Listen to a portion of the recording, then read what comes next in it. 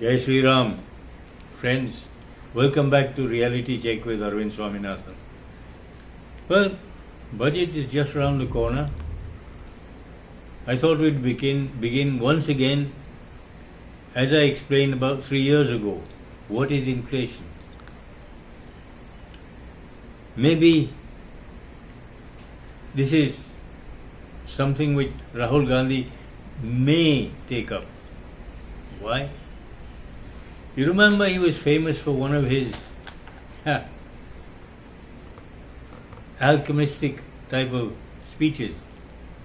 You give me a potato, I will put it in this machine and you get gold out at the other end. Well, maybe there was something in it. Except I don't think he meant this. The sort of machine that says you take a bunch of potatoes in one hand, a whole kilo of them, put it through this machine, and it comes out like this. Latest version, 625 rupees a kilo.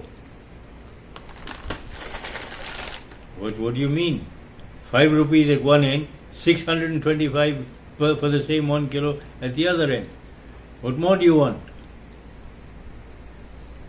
But seriously though, this is rampant or galloping inflation. I mean,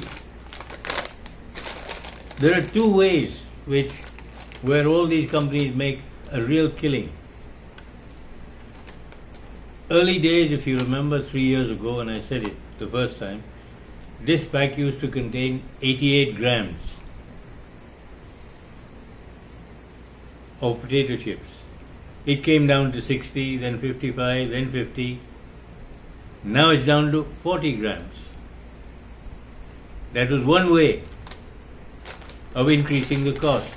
The same price, but you keep getting less amount of whatever it is you're buying. Now we've gone one stage further.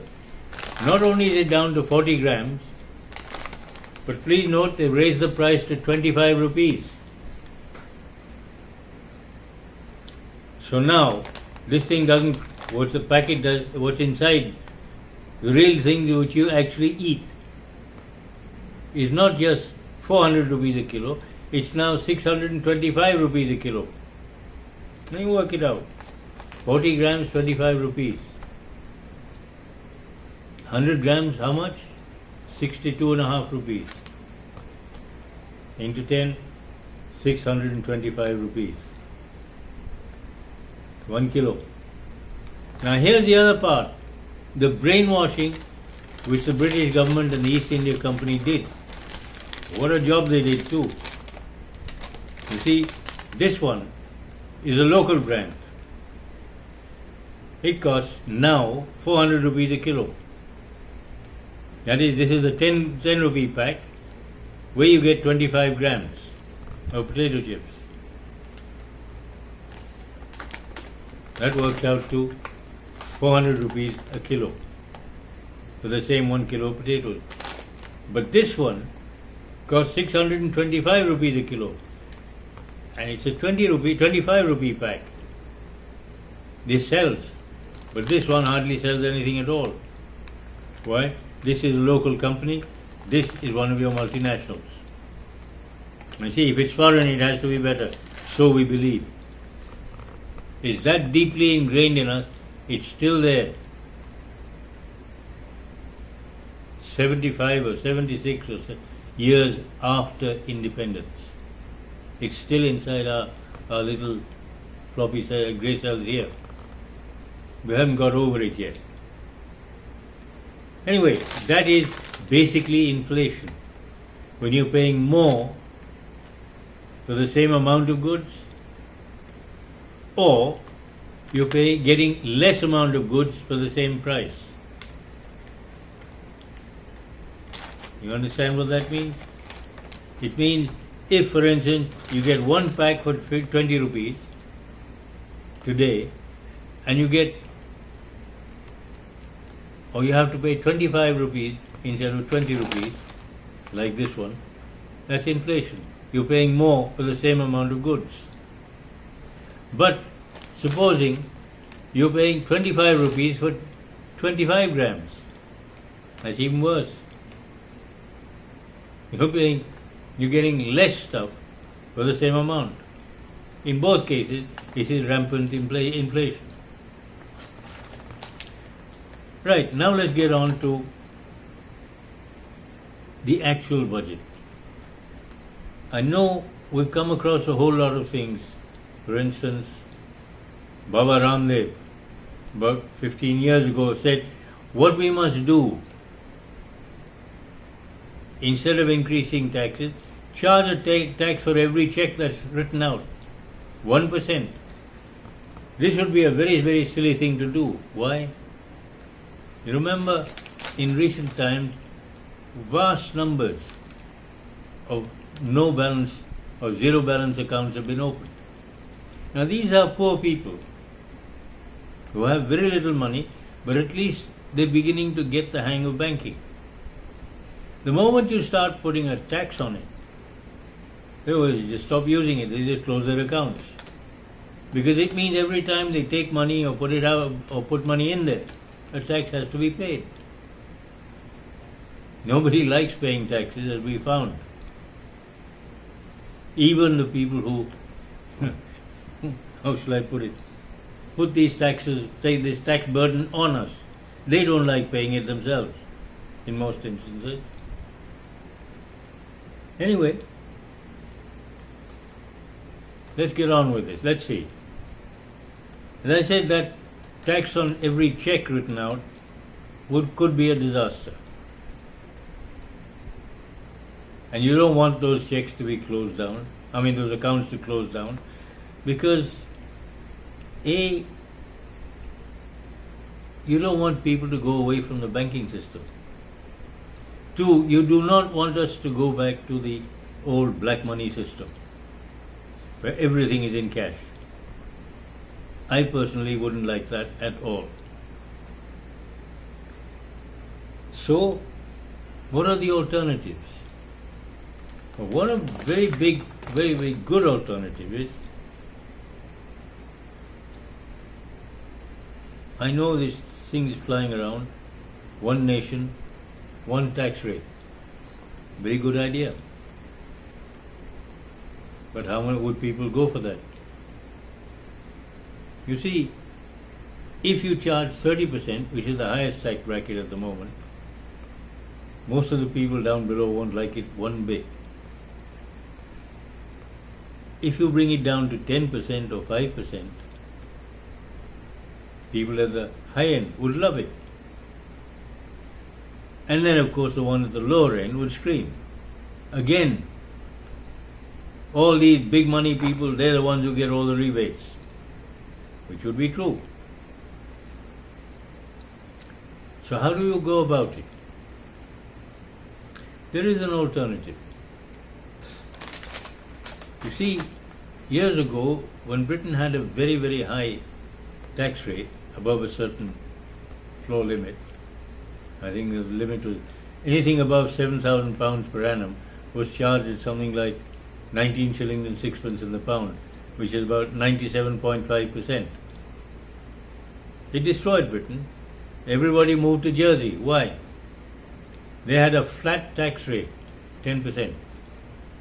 It didn't matter how many millions you brought in, 10% went to the government in Jersey, you kept the rest. Perfect. The first of your known tax havens, the island of Jersey. That's one way. A slight variation on that would be okay. At least I think it'll be okay. A lot of people may disagree, but it's worth a try. Instead of taxing profit, why not tax the turnover? You have a flat tax rate, 10% of turnover. It's a very good idea, I think. Especially, at this moment, You want to keep it for personal income tax, keep the present rates, but for corporate tax, tax the turnover. Why? Okay, you get a lot more tax. As important is this: whatever the turnover is, the companies will pay the tax, and then they will add their profit to it. And the government will have to keep a very, very stern eye on how much profit they charge, particularly when it comes to the consumer. And the reason is this: by far the largest amount of indirect taxes are paid by the low-income groups. The lower-income groups account for something like 60 or 64% of all the indirect taxes paid. So, make sure that whatever the turnover is, the government gets its 10% or so. But make sure the profit which is added on is not so high that most people can't afford it. The companies will have to work that out, and the government must keep a very, very close eye on that. None of this, profiteering or racketeering. Because by far the biggest numbers when it comes to marketing are the middle to lower income groups, especially the lower income groups. And if they can't afford it, you're not going to go very far. So you've got to balance that a bit. It's a balancing act. Now I know people have said this before, but it's something that the government anywhere in the world has never taken it seriously. I wonder why. You see, here you can give discounts. For instance, a company with a turnover of 1,000 crores, or maybe 500 to 800 crores, you charge them 10% of turnover. 2,000 crore turnover, 9%. 5 or 10 or 20,000 crore come down to 8%. You can give them that incentive. Growth. The more you grow, the more taxes you pay, and you keep much more of what you earned. I know it sounds strange, but most people don't think about it that way. Most people I've come across in the finance ministry, and over the years, I'm talking about 50 years or so, their attitude is squeeze the last drop of tax money out of people. Not give them a chance to grow. If you don't let them grow, they'll end up doing the same thing in, say, Jersey or England or Australia or South Africa or Malaysia. They won't do it here. They will take their money and go maybe to the West Indies, buy an island, and live happily. Do you want that? Or do you want the economy here to grow? 60 or 7 years of Congress rule stifled the economy. They never allowed it to grow. Their attitude was that it come up so high and then stop. The only growth reflected was galloping inflation, higher and higher prices, to show apparent growth rather than real growth. Now the things you have to watch out for are, well, inflation is a very, very nasty thing. Where does it begin? I wish somebody would explain this to farmers. Every year they demand higher and higher prices. That's where your inflation begins. Your inflation spiral or cycle, that's where it begins. You see, if you raise the minimum support price from 20,000 rupees a ton to 25,000 rupees a ton, you're making people pay more for the same thing, inflation. Now once food prices go up, especially food grains, everything else has to go up. There's no alternative. Petrol prices, diesel prices, if they go up, most things have to be transported. Up goes the price. So please, keep that in mind. Minimum support price is not meant to make you profits. It's meant to make sure that there's a floor level below which prices should not go.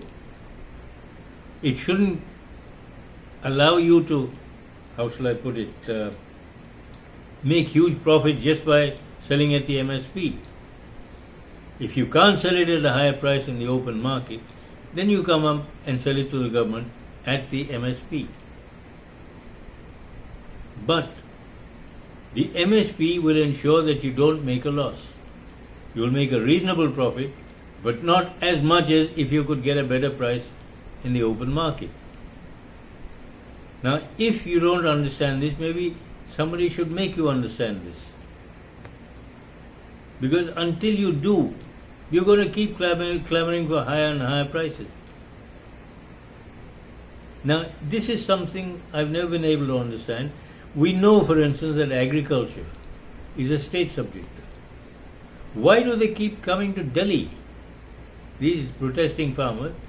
It's nothing to do with Delhi. It's nothing to do with the central government. It's to do with the state government.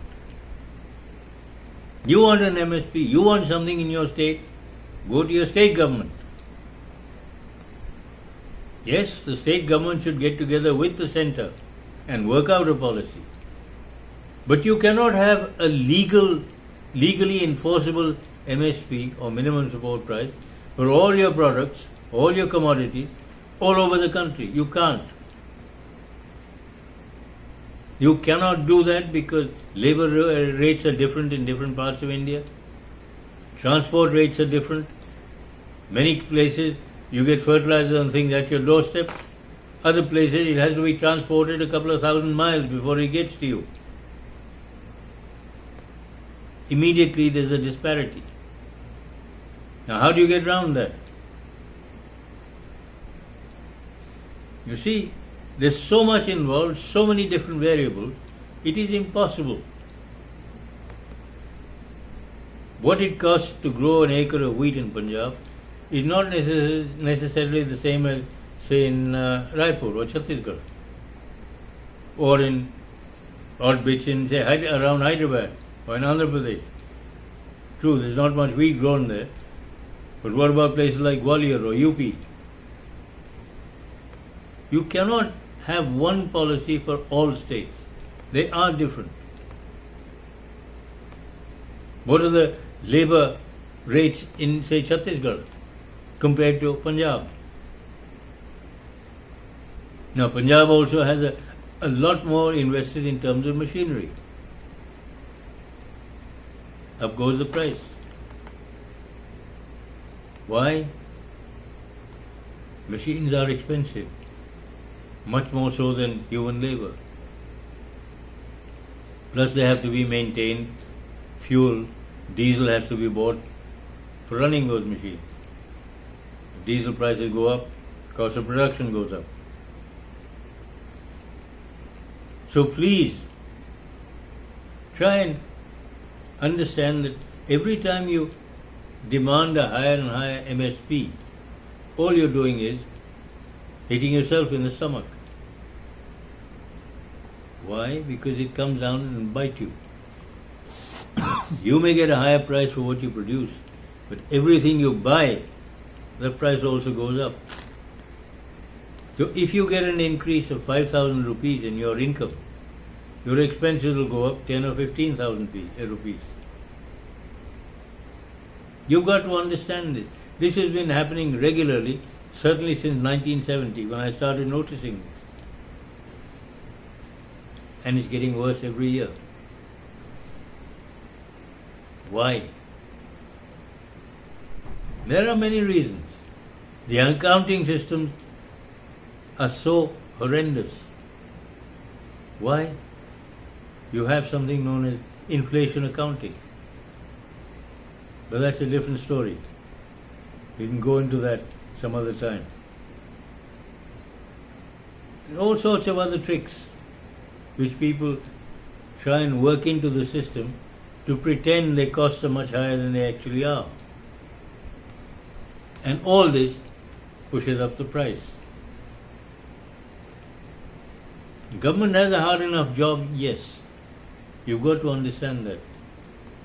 But their mindset has to change from squeezing the last paisa out of people as policy, as mindset, as opposed to, okay, let the economy grow. The more they grow, the more tax that comes in. And who are the people who are going to scream most or loudest of all if the government starts taxing the overhead? I'll tell you who, the Inland Revenue Department and the Finance Ministry.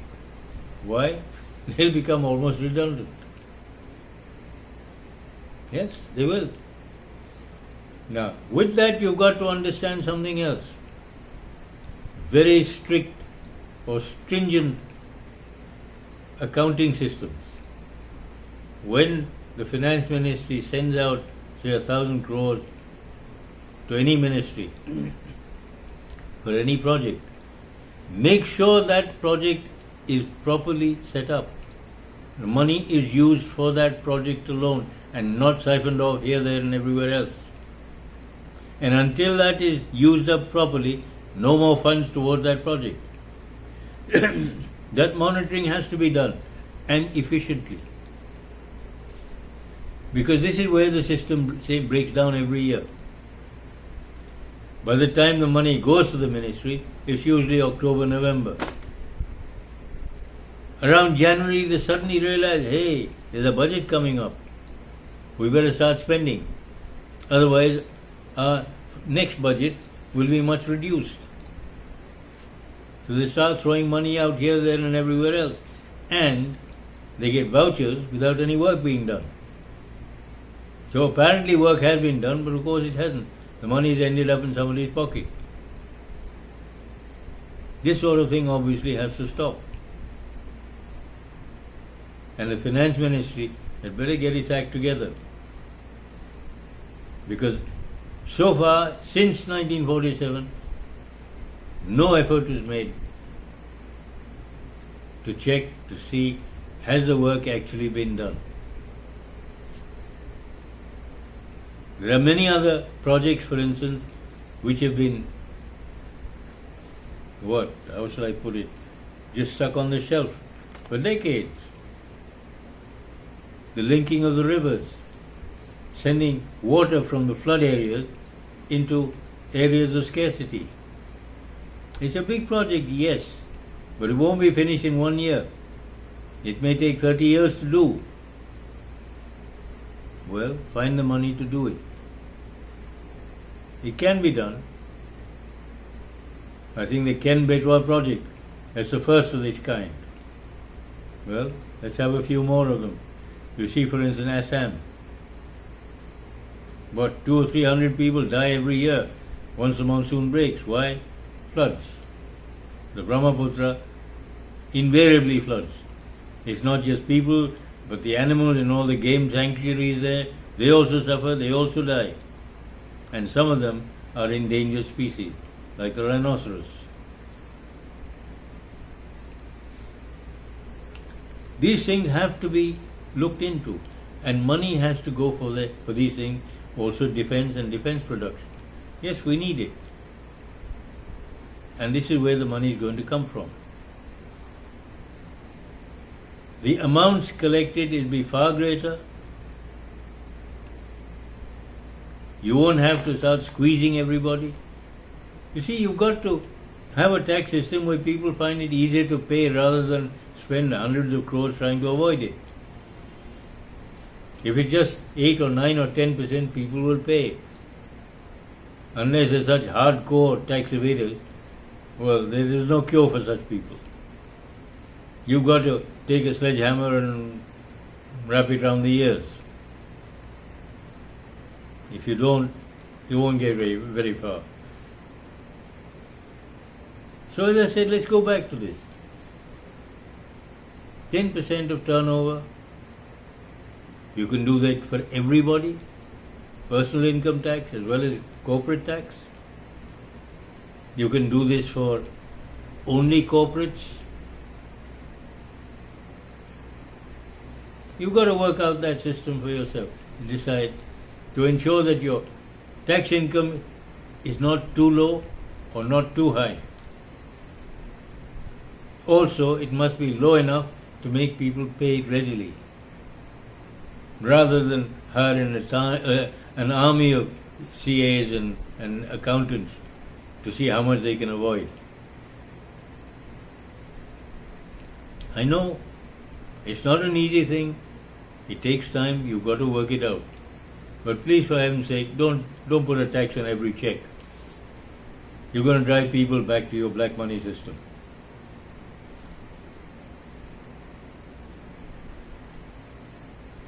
And in doing so, maybe you can turn India into a tax haven. Because I wonder, what is corporate tax like in the UK or in the EU and the US? What are the tax rate? I mean? Now, the moment you see 25%, 30% of your income or your profit, the 30% hurts, whereas the 8 to 9 or 10%, it's only 10%, 10 paise per rupee. Okay, let it go. Once that is over, people can stop all this nonsense about how much tax can I say, what can I do, how can I avoid this. All that goes out of the system. They can start concentrating on the business of manufacturing or production or sales. Concentrate on what you're supposed to be doing instead of what you are doing. Stop concentrating on all the wrong things and wasting your time. But I think the finance ministry must understand. You've got to come down to earth a little and change your mindset. Help the economy to grow. Don't stifle it. Don't pull it backwards. Because success or failure of any, whether it's a company or an industry or even a household, is it growing? If it's growing, it's doing okay. If you don't let it grow and drag it backwards, it's going to create big problems. It's never going to be a successful project, whichever way you look at it. Well, folks, do remember, tax on turnover, not on the number of checks. Start winding down your mindset. Stop squeezing people. Stop making life miserable for people. Instead, help them to be free. Why do tax havens get by? Why are they in such great demand? They don't produce anything. They're just a conduit. This country of ours in India not only is a manufacturing hub, or it can be a bigger one, it can also be a tax haven, not strictly a tax-free economy, but a very low tax regime. Plus, the freedom to do whatever you can and do it well. Well, folks, thank you. I hope you managed to get my message across. Have fun and have a nice budget.